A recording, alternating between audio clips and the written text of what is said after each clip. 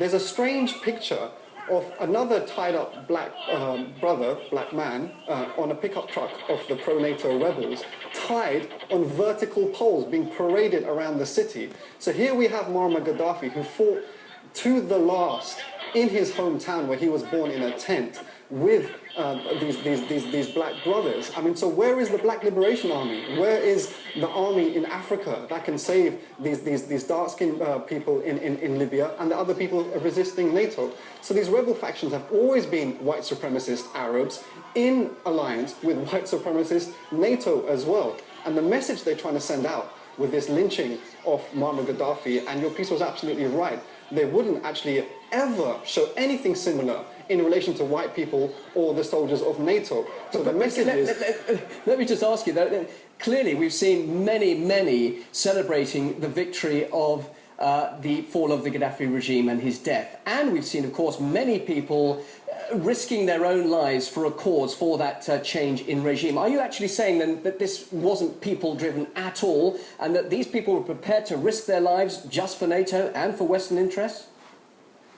When you're a revolutionary leader of the global south, you incur enemies. When you nationalize your oil, when you redistribute your wealth, when you build your country up to be the country with the highest living standards in Africa, inevitably, those forces which are against that development, internally and internationally, will oppose you. And so these rebel factions have always been in alliance with the European powers against Gaddafi. This changed in the last 6 or 7 years when Libya had a rapprochement with the West, and also in the reform program. See, all these rebel factions, all of them are receiving money from Gaddafi in the reform process in the last 6 or 7 years. I can name you names of the NTC leadership that was receiving money that weren't part of the Jamahiriya regime, that weren't part of the political coloration of Gaddafi.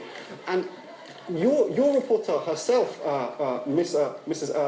Fanoshna, reported from Tripoli that no one dare say anything that isn't pro-NATO or pro-rebel. If you criticize at all NATO, let alone show sympathy with Gaddafi, you will be threatened with imprisonment or worse. And just last week, we had an uprising in Tripoli where pro-Gaddafi or anti-NATO people came out in the poorest district in Tripoli, and a firefight ensued. So whereas you're right that this is a civil war inspired by NATO, you can't say that everyone is supporting what's happened. We've got to finish, but just very briefly, should Gaddafi have faced trial in Libya or indeed The Hague rather than meet the demise that we've seen? Just very briefly, did he deserve a fair trial?